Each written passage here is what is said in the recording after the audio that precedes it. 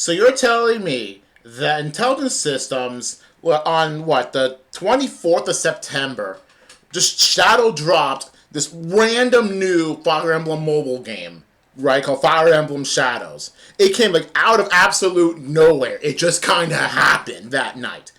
And then people were immediately wondering, okay, what's going on here? And, like, well, why is this a thing? And why is everyone furries? And why is the gameplay so sus? And I don't mean that in just a jokingly way. I even made up a meme or something. I'm probably not going to show it. But, like, it's kind of weird. Like, why would they just randomly drop a Fire Emblem game that doesn't even look like a Fire Emblem game? But, in that, right? And then people have been immediately wondering, okay, what is this really doing here? What is this really for? And then immediately say, hey, wait a minute. Why does Lynn look like a new Musume?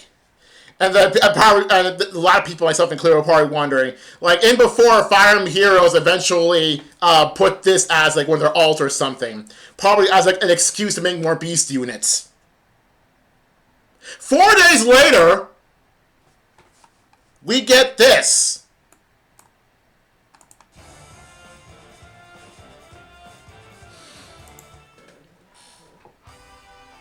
Alright, so I guess before we deal with that, I guess we're going to go to the Miss of Fates here. I can imagine the look on my siblings' faces if they saw me like this.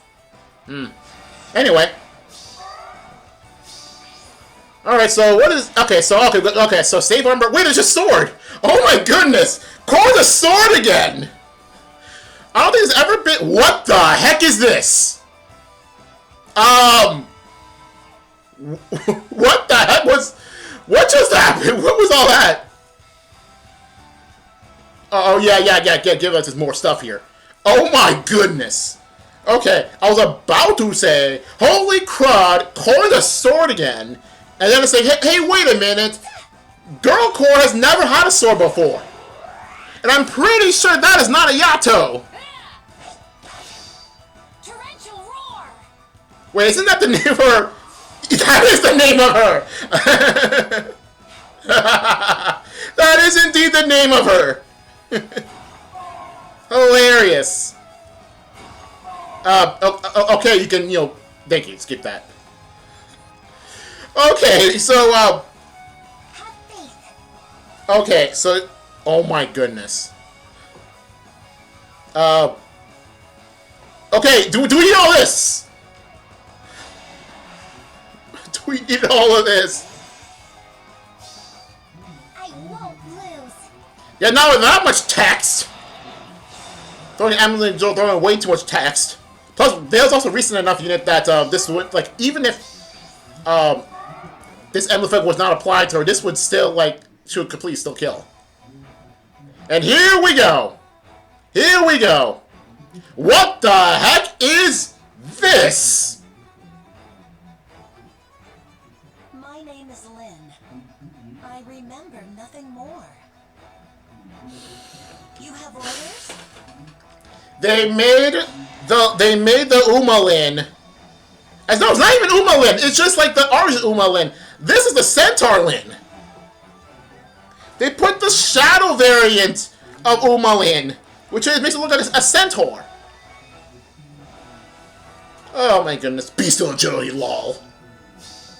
Be gone. Alright. Anyway, okay, I don't know what else to say, because, like, what is more to say here? Because, like, now we got 2 Lyns with styles, first of all. Got it. And then we got a Lyn that's only been released, like, 4 days ago. And even then, Lyn specific is the only unit right now, or one of 2 units, that you cannot get if Fire Emblem Shadows at the time of release. Because her thing, to get her, you need to actually pay for the pass. And even they gotta grind quite a lot. Because, like, for the, like, to get rid of the pass, right, if you don't pay, go free to play. You only get like two Lin souls, and you need 12 to unlock her. And you get the rest by paying. And like the paying method in Fire and Shadows kind of sucks, because you don't pay for the exact values. You need 240 things, but paying for gems only gets 220 or 210. Yeah, these 210, and then there's a pack for 20, so you gotta pay at least 3 times or go way overboard to try to get Umalyn. So yeah, I am very rightfully ticked off that we're getting. So yeah, this, just because like this says that dude, hey look, this new Fire Emblem game that just came out like 4 days ago, and yeah, here's a list for that. No, I think it's the other. I'm pretty sure it's the other way around. I am like not convinced. Until other people are convinced, right? That this game only serves the purpose of giving Fire Emblem heroes new beast alts. That's it. Like, this is the entire premise of the game. It may look like something different, right? But all it is just, you know, serving Fire Emblem heroes, nothing more. Like, watch this game be end of service before Fire Emblem heroes. Like, I don't think this is going to sell that well. And then we're actually going to get, like, alt of a game that doesn't exist anymore. So, yeah. I'm gonna say that, it is, not what most people call, a good investment right now. It's only been 4 days! You could have waited, like, 1 month! 1 month! To determine whether or not Fire Emblem Shadow was a good idea or not. But no, they jumped the gun too quickly just to get a new Linol. An excuse to get a new Linol. And not only that, the excuse to get more beast alts. Because like, Fire Emblem in general does not have that many beast characters. So if they're going to make more beast characters, they're going to have to, like, invent new ones or make tons of alts for the already existing ones. And we still don't have that many alts for all the beast units. Like, Vika, for example, still only has the pirate version, and not her base alt. You could have just waited until like you exhausted all the other beast units. But no. Alright, let's go begin this. Let's go begin with Corrin. Let me give me a sec. Alright, so we start with Corrin. So this kind of interesting with Corrin is that when I saw the thumbnail for this trailer, Corrin makes it look like she's a VTuber. She has like that VTuber kind of aesthetic. Especially with her face. And like, I actually thought like if they gave her like, you know, wolf ears, he probably look like Lumi, yeah, Lumi. But yeah, it looks like it looks very VTuber coded, especially on the face, or maybe like Blue Archive coded. So yeah, it's kind of fine. But what's interesting here is that she is a sword unit, because like the last time Corrin has ever been a sword unit was the day 1 male Corrin. Day 1 male Corrin. Yet from day 1 to now, so many years, like 8 years later, and now we finally got a Corrin that actually wields a sword. What took them this long? Like, this should not have taken this long. Like, I guess I know Corrin is meant to be a dragon. We get it, and Corrin gets turned into a dragon, right? But like, the whole thing with Corrin is that their signature weapon is a sword. And she's not even holding said signature sword. It's just a kind of different thing. Like, and I think like base male Corrin's sword is just regular Yato, not the Omega Yato, or even the Shadow or the Birthright version. I forget the name of. But yeah, like we got so many different versions of Yato that's probably never going to be used ever again, or rather, not used at all. So like that was like what's with that. But yeah, yeah. Female Corrin, first time female Corrin holds a sword. That's kind of strange. Like every single time is either like, I think every single time it's a dragon, right? She's never been a mage before, right? Kind of weird she was. But yeah, I guess we move on. All right, so next up, so let's go start with the Emblem effect. When special triggers boost damage by units max with a cooldown count value times 4. Okay, so yeah, if I'm seeing so many like units lately have like some sort of special related stuff.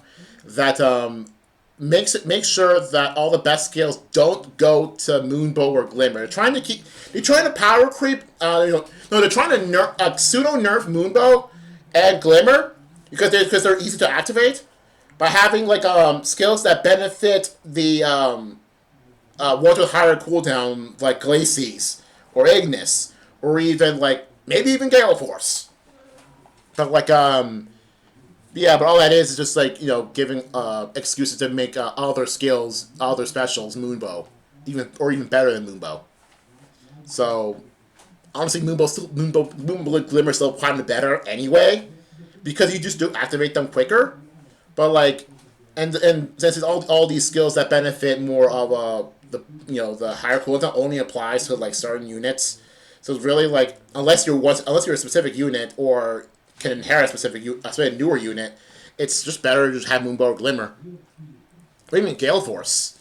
But yeah, it's kind of crazy. Let's see here. Divine Vein Icicle. Wait.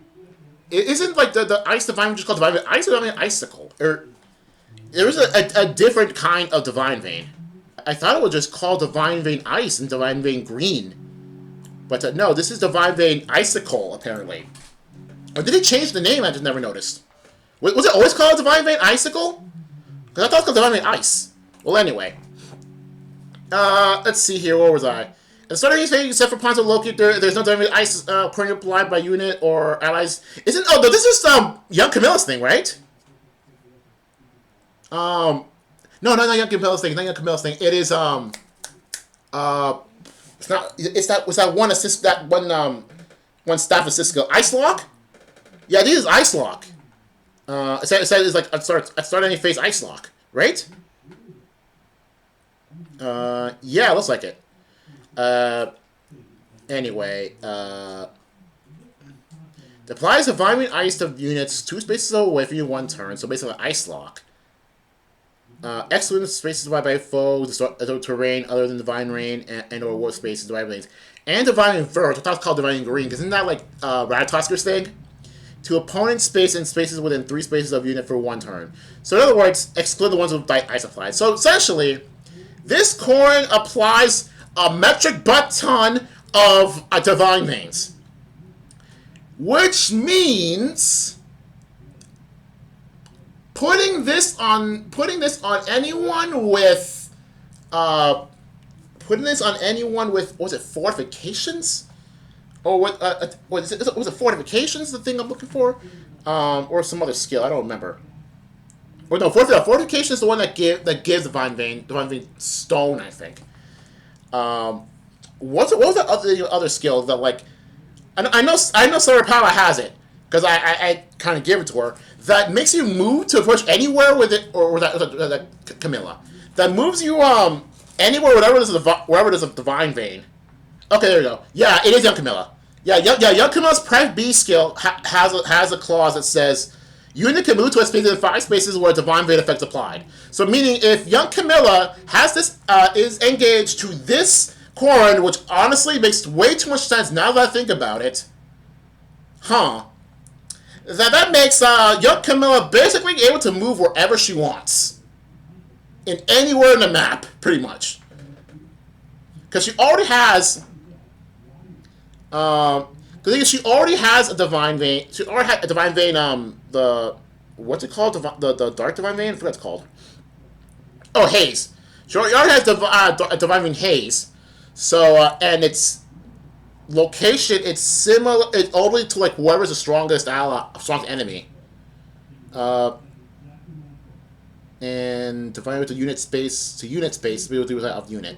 So basically, if Young Camilla equips, has engaged to this Corrin, her special would have, I think her special would have like, or Emblem effect would have, or what was the thing, would have something in which she has 3 different Divine Veins.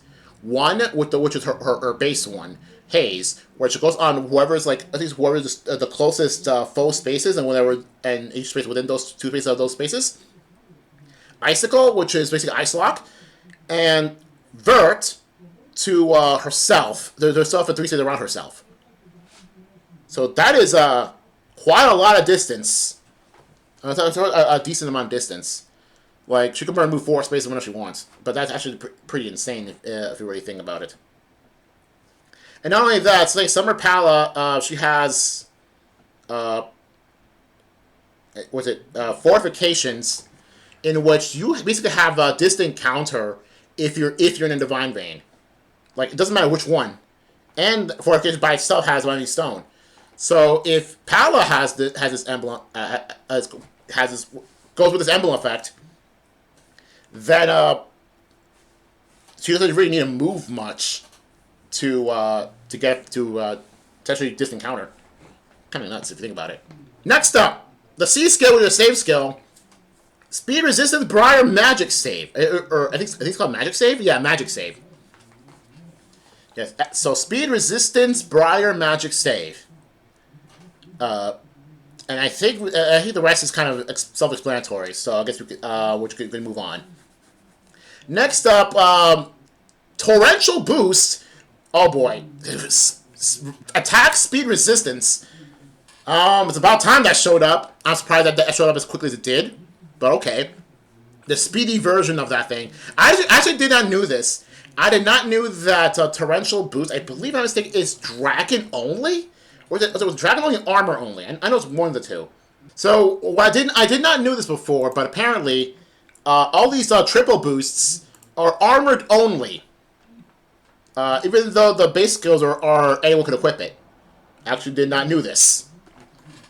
So which means that it means armor staffs, should they continue to exist, would probably benefit from these things.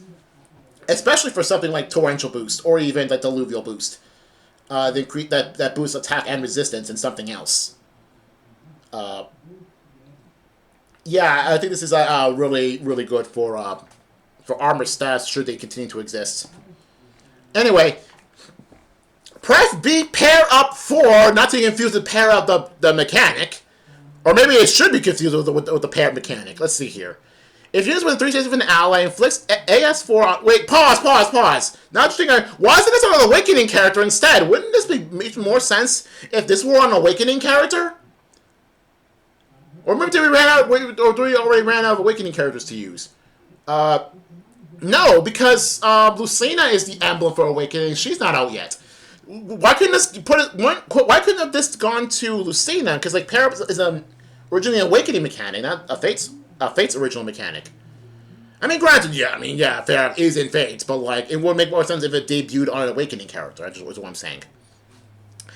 If you use with 3 stages of an ally, inflicts S4 on foe, increase speed necessary to perform make a fire attack by 10, sure. Neutralizes penalties, deals flat 15 because why not? Damage reduction by 10 flat.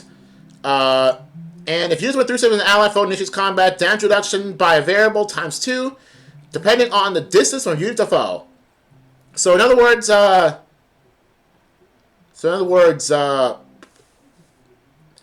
more flat damage reduction if you are a mage, or no, if you are attacked by a mage. Would this also apply for Emblem Lyn?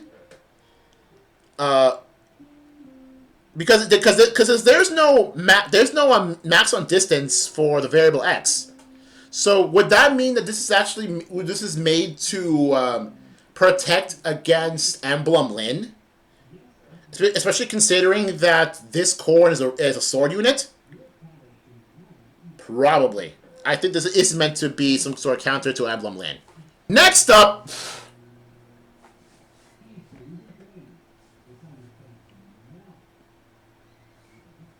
This covers the entire screen! And even if the tooltips here for what defines as Divine Icicle and Divine Vert, even if that weren't there, that would have taken half the screen by itself. And it's all meant to be one effect. This is ridiculous. I know this is look at this. Look at this. How is anyone supposed to read this? Well, I'm gonna try. Okay, so first of all, the simple one. Boost stands with 60% units spread and special triggers. Easy, right? Okay. That's and for everyone, that's probably the most simple. That's the simplest one. Okay. Neutralize effect that inflict cooldown, damage reduction by 40% during combat. Rest check decreases speed necessary. Wait, what the heck? Isn't there one that says increase speed necessary? Why is the one that says decrease speed necessary? And increase defeat. And increase specificity for foe to make a follow-up attack. So this is similar to like the Goose Friend or Great Ether. I forget what one of the two. Okay. Third paragraph. It's similar to the Emblem effect, except it's probably like way more. I'm not even gonna read. No, I'm gonna choose to not read it because this is just similar to the Emblem effect, and I've already read that. So let's see what the Divine Veins do. So, seriously, isn't Divine Vein Ice or Divine Vein Icicle 2 the same thing? Okay. Now I'm questioning if Divine Vein Ice and Divine Vein Icicle are the same thing. Why is there a need to reference it unless they were meant to be something different? Or meant to be like power creep to the Divine Vein. Power creep to the Divine Veins. Jeez. Actually, no, you know what? I'm in the game now. Why don't I check? Who has Ice Lock? I think Sakura does. Actually, no, I think Break Camille does too. Where are you, Break Camille here? Yes, they're two different things. I knew I wasn't tripping.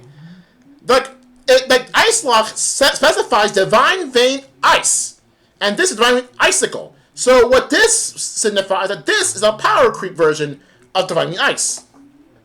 Okay. Let's see here. Divine Vein Icicle. So let's see here. When destroyed, it changes Divine Vein Vert. Okay, this is different. So allies can move into an occupied space if any allies or Divine Vein Icicle affects targeting foes. Wait, what the heck? Allies can move to an occupied space. If any allies occupy space with Divine Vein Icicle applied, attacks targeting those spaces will take... Okay, never mind. I thought something different. So Divine Vein Icicle is Divine Vein Ice plus has the ability to turn into the other one, Divine Vein Vert. Was that even necessary? Is that even needed? Honestly, I don't think it's needed. I don't think it's even needed. Now, Divine Vein Vert... Now, I'm pretty sure it's Ratatosker's thing, so let me just go check that real bit. Ratatosker. Where are you? Which was your skill? Yeah, I was right again! Like, I knew it was called Divine Vein Green. But not Divine Vein Vert. Now, what's the difference? Let's see here. Applies the following effects of space first. Foe cannot run into this space. Okay, so they're all obstruct things. They're all obstructs. Okay. Does not affect passes or ward effects from structures and can't. Rival domains. Doesn't affect rival domains. Inflicts cancer control and for the trigger Kanto in space. That explains why the sticker was necessary. For the trigger Kanto in space during its actions. Okay, so it is. Okay. So let me get this straight. So Divine Icicle, all it does is Divine Vein Ice plus turn into Divine Vein Vert. And Divine Vein Vert, all it really is just impassable terrain. It's basically obstruct spaces. Obstruct and counter control spaces. So, in other words, it's another nerf to Cav Mages. Specifically Cav Mages. It's another nerf to Cav Mages. That's all it really is. Just Cavs in general, really. It's more like Cav, like, melee units, but like, Cav, range units are way better than Cav, melee units. So yeah, it's another screw Cavs thing. Why can't we have, like, screw armors? Why can't we have, like, a Divine Vein that acts as undefended terrain? Like, put, like, an undefended Divine Vein on, like, on the full spaces. Like, other than before, that's, like, Emblem Roy's thing. And before Emblem Roy appears, right? And then he has, like, a skill like this. And then we'll fit like this. But instead of, like, the Divine Vein, like, flame, it's Divine Vein and then something like burning or something, right? Or dividing burn that throws onto, like, spaces within, like, an armored foe, or not armored foe, any foe, right? And, like, 2 or 3 spaces, like, around that foe, right? And they all act as not only, like, chip damage, but also, like, undefended spaces. So the armor units, Zephiel, cannot be, are not possible to, act save on them. And before that happens, right? Or even Edu, really. It's like Zephyr and Edu, they're both armors. But yeah, what the heck is this? Alright, next up on the weapon, Sword of Fate. Not confused with the Omega Yato, not confused with the other stuff. Distant Counter, sure, why not? Distant Counter has something called Draconic Hex. Sure. I don't know what that does. And, let's see here. And Piercing by 50%. Units win 3 stages of an ally. Grants bonuses to all dependent number of allies in 3 stages of units. Times 3. If the unit triggers Savior, it's only treated as 14. And deals damage based on units res. Sure. Damage reduction based on res. Damage reduction based on specials based on more res. And neutralizes follow-ups. Or at least that's simple!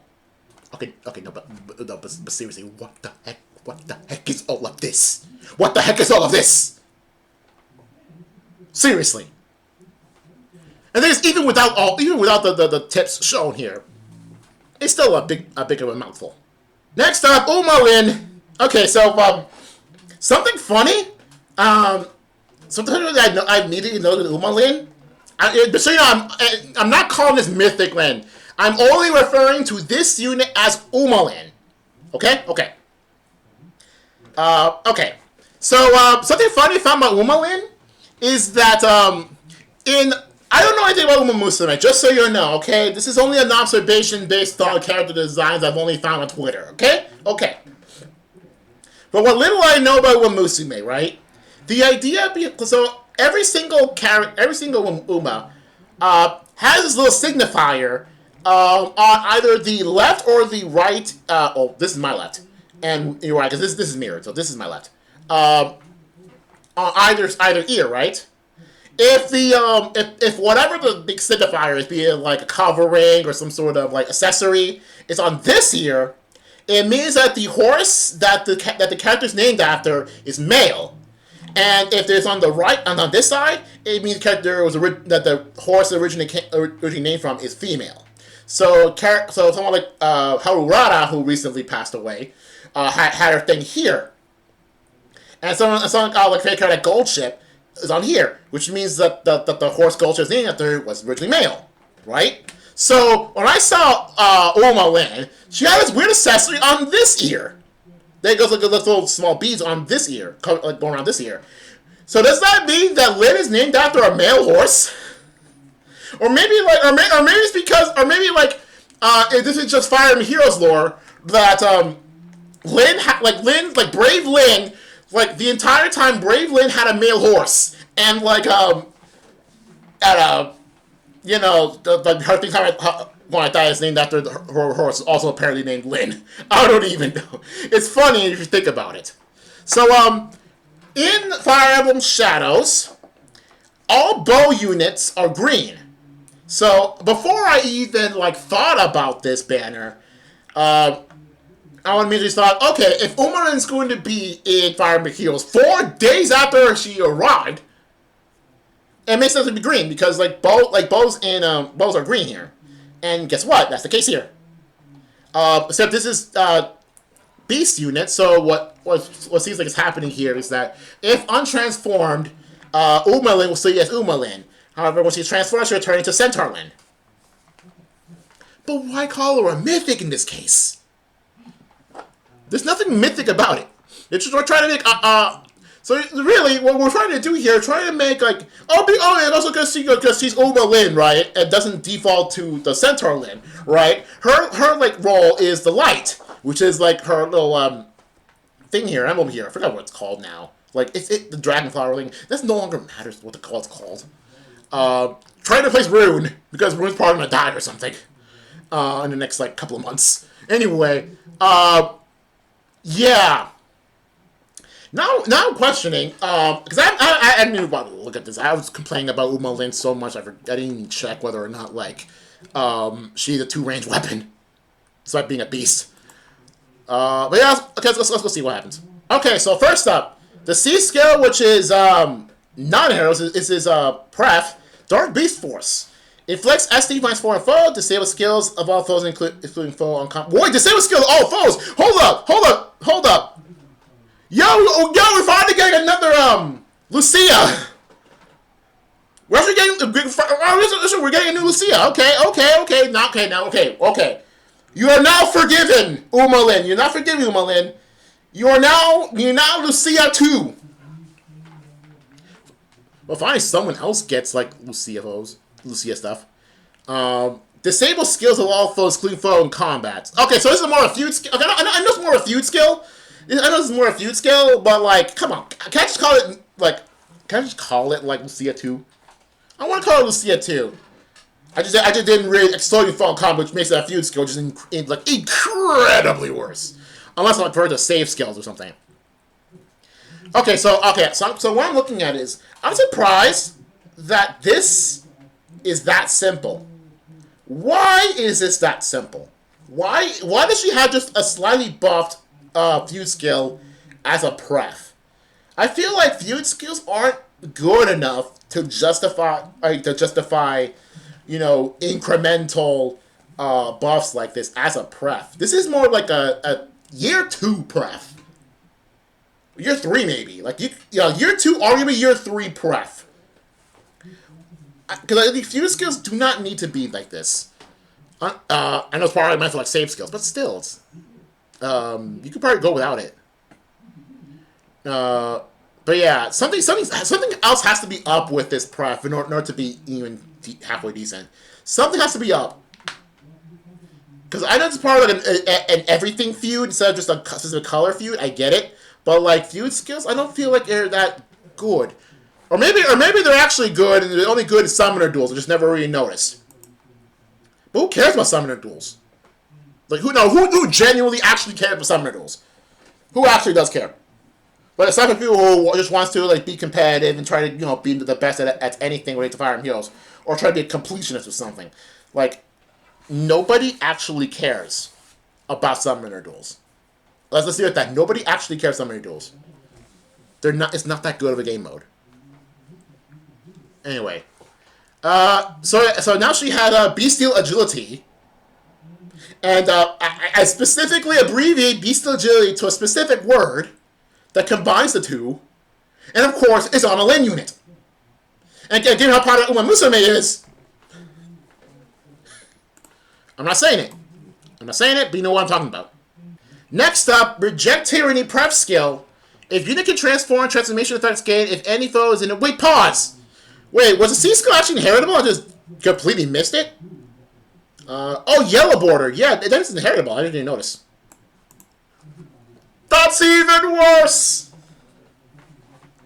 It is even worse. It is even worse now. Because who would inherit this? Anyway. Anyways, as I was saying. So some... Changing the transformation effects thing. Okay, I'm gonna be real with you. I don't feel like there's a need to make this thing. You could just change the transformation effects initially. You don't have to have units adjacent to only beast dragons or be by yourself in order to transform. You can just change it. Like they changed a lot of things before. You don't need a specific paragraph on a skill that says, "Oh, you changed the transformation effects to this," or change. I feel like there's no reason to do these. They could just change it. You could say instead of have it be like on a per character basis. The transformation be on a per character basis, not like lock it into a skill. Anyway, defending any third raids, who cares? At the start of turn, if unit is quartered, grants piercing by 50%. Here we go. There's what I'm looking for. You can now use your bow. So and yeah, grants use your bow to unit and oh wow, to unit and all sword lance axe dragon beast. So all rage 1 units. And everyone can use it. Oh, okay. So everyone in 2 space unit can basically attack ranged. Cool. It needs to transfer a quarter sword combat. All plus a variable plus 8 deals a variable plus 4. And damage reduction by flat variable times 4. Damage reduction by special by additional variable times 4. Depending on how far you moved. Okay. I take it. Let's see here. Neutralize cooldown stuff. And based on the variable is set before the number penalty effect acting on foe. You know that's actually pretty cool. I like this. Yeah, not gonna lie, I actually do like this. I actually do like this. This is actually pretty sick. I'm not gonna lie. I think this is genuinely actually kind of cool. Though I said before with Corrin, as I said, Corrin it has specific divine veins meant to stop Umalyn from doing this.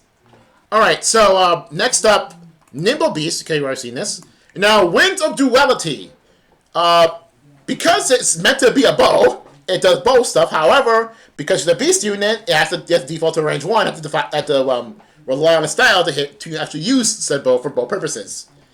At start of turn quarter, if exposure, speed shackle, defense shackle. Okay, at least we know what those are now. And you transformed or quarter to start combat, because it goes either way, sure. Grants bonuses to all dependent number of foes within 3/3. Unit deals a variable times 5. And damage reduction by variable times 3 during combat. Depending number of bonuses active on unit, sure. If decreasing speed necessary to make a follow attack before will allow you to trigger follow attack. So basically, if you're so fast, you follow up even after losing 10 speed. Potent. Okay, potent stuff. And then the usual effect. Wait a minute, isn't this... Hold on, this is different. This is different. If unit transforms by attack 2, inflicts 80 minus 1 fodder in combat, depending on the number of spaces from start to end. And if y is less than or equal is greater than or equal to 5, damage by full attack with authority. Okay, that's different. There you go. Now we're talking. This is different. That's different because the beast calves ends at the grant attack plus 2. That's it. So there you go. Now it's different. You could just done the whole transformation effects game. The thing for the A skill, just chuck it in there because this is not a keyword. This is not a keyword, so you could probably just just do that instead of just having a Jason or any Beast and Dragon allies. You didn't really need to do that. Although granted, Fire with Shadows, I think that kind of feels more right.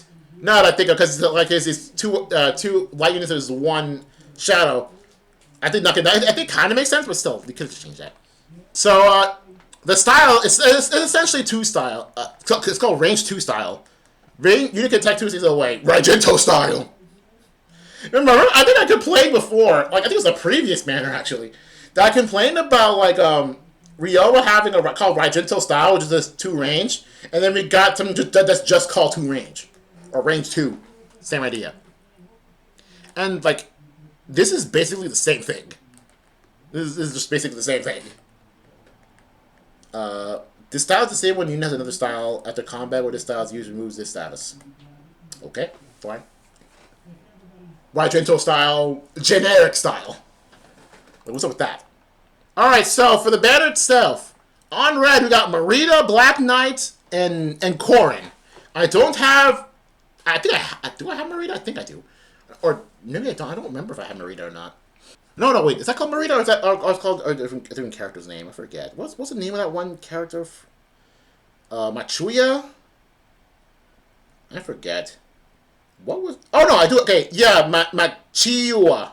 Whatever. I have her. Okay, never mind. I do have her. Okay. So I don't have Black Knight. I don't have... Well, Corrin is new, so fair. I think it would be a good idea to go for red because I don't have Black Knight either. And Machiua has...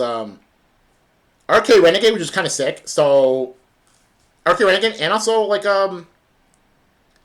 D bonus doubler, which is kind of really cool to have, and Gust. So they're all pretty cool stuff for infantry melees. Blue has frick, I forget Lumera, Mythic Lumera, Athos, and Hress. They're all right, I guess. Sure. Green has Tiki, Umalyn, and who was this? I can't hard to see. Is this Starja? Yeah, it's Tharja. Wait, is this Pleated Tharja, or is this like the new is it Ascended, or is it? I forget, or is it Rion? I forget which one is, which other asset one it is for Tharja. Uh, I don't have either of these, and I think it'd be nice for a pickup for either of them. Really, sure, I don't mind. And colorless has a Loki. Is this a Rhea? I can't tell. It's kind of hard to tell. Oh no, it's Naga. Naga, and is this the? Oh, is this the new? Is this the new Grima? The new base Grima? Okay. Sure. Honestly, this is really good for like the banners for the emblems are the red and green. This is a good red green banner. Unless you specifically will want like Athos or Lumera for something, I think it's really just like the main ones because the red and green both have really good characters and don't have either of them. All right, how long did I make this? How long am I making this? 47 minutes almost. Well, with pauses and stuff. So, okay, yeah, we're done here. So, yeah, Umalyn, 4 days after he debuted. And the funny thing, because you need to pay to get her, it's entirely possible for free-to-play people to get Umalyn in Fire Emblem Heroes before her debut game. And given like this is for a pass thing, it's possible that the pass will just expire soon. So people will probably get Umalyn like before they even knew what Fire Emblem Challenge was.